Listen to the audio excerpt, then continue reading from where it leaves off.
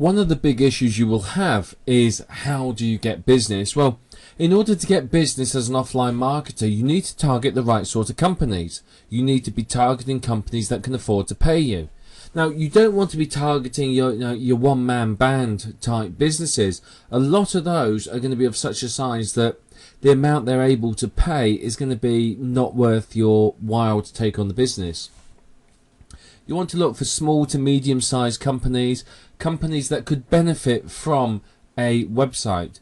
A car mechanic, for example, isn't going to benefit a great deal from a website because, let's face it, his clientele are fairly local. He may benefit from a very small information page, maybe he'll benefit from an autoresponder to keep in contact with his customers, and email to communicate with his customers, but to be honest, he's not going to benefit a great deal because his target market is quite limited. And obviously, a one-man band car mechanic isn't going to have a massive amount of money to pay someone to do a website. You're looking at several $100s maximum. But what you want to do is you want to look for companies that have employees and companies that are expanding, companies where they have a product or service that could really benefit from being online. And those are the ones that you want to target because they're the ones that are going to be able to afford to pay you a decent amount of money.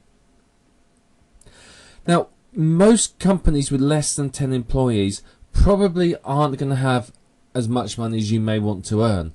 Now, some of them will do. You've got to, again, do a little bit of research and understand. There's some very small companies with under 10 employees that do a lot of business, that they're very profitable.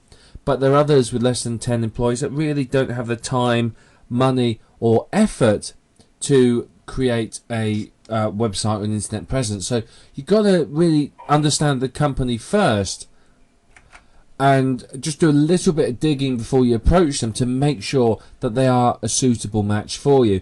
Now, if you want to go in with a premium price, then obviously you're going to have to make sure you target companies that can afford that. You don't want to be going for small companies. So you need to think about what pricing you're going to use, which we'll talk about later on, and find companies that can meet your pricing requirements. But if you want to get business, and this is the key that I think a lot of people forget, is you have to demonstrate value to them. You have to be able to go along to that company and say, yeah, this is great, you need this because of, and show them what you've got. That's what you really, really need. So you need to be able to demonstrate value to them. The value may be increased profit, reduced advertising budget, better customer relationships, customer retention, whatever it might be. You've got to demonstrate that value to them. So one of my favourite ways of finding business is drive around the local industrial areas. You'll have estates that are full of companies. Go and have a drive around, look at if they've got boards outside, look at the boards that give you all the company names, go and have a look at them and just take some names from there. That way you've targeted some nice local companies that are really close to you. I mean, I target a lot of the ones on the industrial areas around the outside of my town, and it's great. It means I never have far to travel to see clients. I don't bother targeting companies beyond my town because I don't want to travel.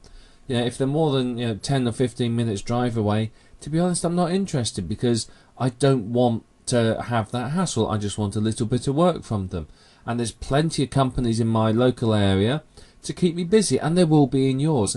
Unless you live either out in the middle of nowhere or in a sort of a one-horse town, you're going to find lots of different opportunities for you in your local industrial areas. And what you'll do is you'll get a feeling for the companies as well. You'll see if the office building is looking a bit shabby, then you know that perhaps that company hasn't got as much money. But you can see what's outside. You get their names, they may have website addresses. I mean, you can even walk into each company and sort of say, I'm a local journalist, or come up with some cover story and get some of their literature or some information about them. Or even, this is one of my favourite techniques, is many of these local industrial areas have like sandwich vans that go round to them. Now, if you can find those sandwich vans and sit and have a chat with the person that operates them, quite often you can get a good amount of local knowledge. You get some real good insider knowledge to the companies, to which ones are moving, which ones are shaking, which ones are not doing very well. And again, that gives you a bit of heads up on which ones are worth approaching, because quite often they have a bit of inside information, because obviously they talk to people and they overhear gossip, so it's well worth doing that. You can also look in the yellow pages and pick companies out of there as well. Depending upon which technique you're using, you could use Yale.com. It's on the internet. You could find companies that have websites or don't. It depends on what you're going to sell them. Now, if you really want, you could go to one of your local libraries. They have directories of businesses, and you can find some of the local businesses in there. That's a perfectly good way of doing it. It's a very good way of doing it. Or even your local chambers of commerce.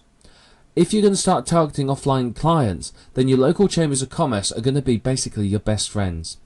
They're going to be a great source of clients. If you can get in with them and start providing value to them, and one of my big recommendations is contact your local chamber of commerce and speak to them about doing a free seminar for them. And if you do that, quite often they'll be happy to put it on and advertise it and get people in, or offer to talk at one of their meetings. And what that will do is give you the opportunity to really start getting to know local companies. And of course, companies that are members of chambers of commerce are of a good size where they're going to be happy to pay you.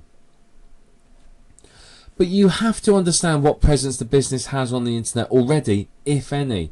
Do they have some directory entries? Are they in some yellow page type things? Where are they? What have they got? And that will help you to understand what to sell them. It's no good you sitting there going, well, you need a website, when they say, well, we've got one, it's perfectly good. You've got to look at other ways of adding value to them and to their business from the internet. How can you improve their internet presence? Does their website rank poorly? Does it need SEO work? Does it need reworking because it's terrible for a customer experience? Does it just need an autoresponder adding? Does it need some more information pages, some keyword optimized pages, some articles adding? What does it need? How can you improve it so that it does better for them and provides them with a greater return on investment? When you contact the companies, I would strongly recommend that each company gets a personalized letter. Now, you can use the same template, but add a bit that's specifically about that company to prove that you've actually looked into them and you spent some time getting to know them. There's no point if you just send out a generic letter saying, hi, I've looked at your website, it's rubbish, you need my services, then most of them are going to go, yeah, whatever, and bin it. What you need to do is contact the company and say to them, I've looked at your website, it's really good, but I think if you did a couple of things, then I could improve your conversion or whatever it might be. You could have these improvements, detailed improvements, and give them some information, but not so much that they could go off and hire any old Joe to do the website. So you need to contact them and personalize it about what you can do for them, and that will impress them and is much more likely to get you through the door. Tell them how you can improve their business with the internet. Can you increase their customer retention rate, improve their profits, reduce their advertising budget, etc., etc.? What can you do that's going to help them out?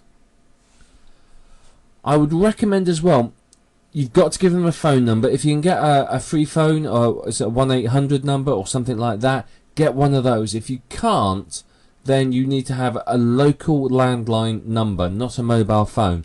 A lot of people still don't like calling mobile phones. Now, what you need to do as well is whenever that phone line rings, you need to answer it professionally, or if it rings out, you need to have a professional sounding answering machine on there. So no kids screaming in the background on the answering machine, no dogs barking, etc., etc. Make it sound professional. You are a one-man band. You may be working from your your back bedroom or from your dining room table, but you still need to sort of project that professionalism, because that is what's going to get you business. These companies don't like dealing with people that appear to be unprofessional. And by answering the phone line professionally, having a professional answering machine message on there, you're going to convince them that you know what you're doing.